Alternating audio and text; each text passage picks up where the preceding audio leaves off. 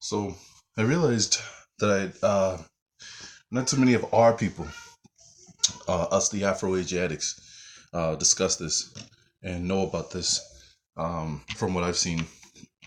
I want to share this with you because I had learned about this um, back when I was trying to figure out what the truth was when I was coming out of the Christian church. Because, like I said in the past, I got to the point where I could sit in the pew and feel like I was preaching the sermon. I knew where the verses were. I knew where the pastor was going with things. I knew the altar calls. I was so fed up with it.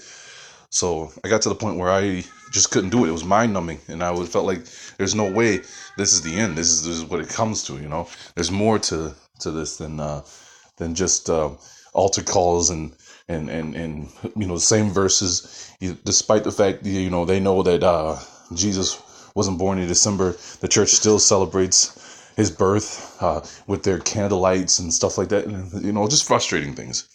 So as I'm out searching for things, one of the things I had ran across was this. I had learned about Lucius Trust, or as other ones call it, Lucifer's Trust. Right? And at the time, I didn't understand the power of a trust. And let's be honest, I'm still learning the power of a trust.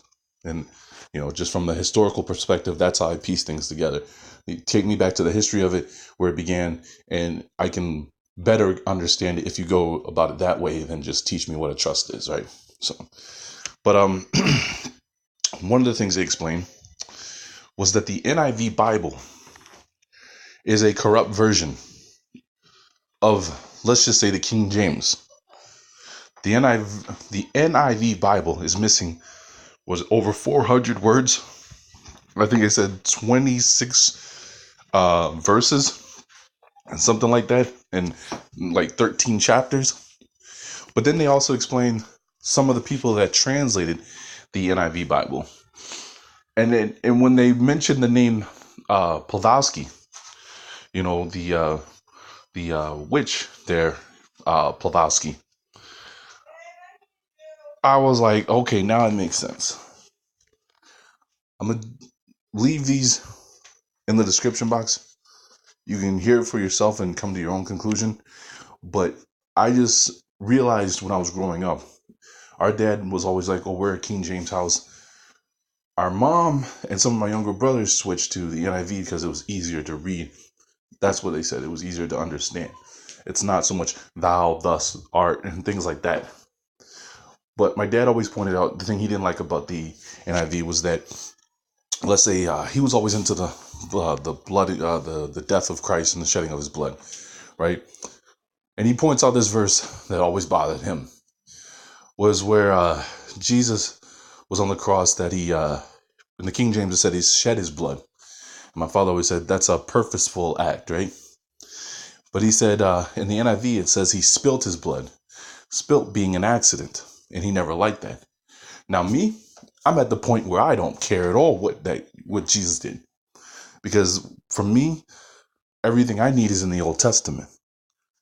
That's how I feel. And I kind of find it strange, because I always remember learning about or hearing about Jews, when I was growing up in these Christian churches, and how they always said the Jews don't respect the New Testament and how they only look at the Old Testament. And here I am, I have the same attitude. I have no respect for the New Testament. The only thing I think that I've taken from there was the fact that Jesus' writing is in red. So I sit back and I think about, what is that supposed to mean for us? Do we write in red if we're the living being? And then how disrespectful is it that they put his writing in red as a living God, but our creator, Haya Haya, I am that I am, he doesn't have any of his writing in red. What a biased book. So just check that out, all right? All right.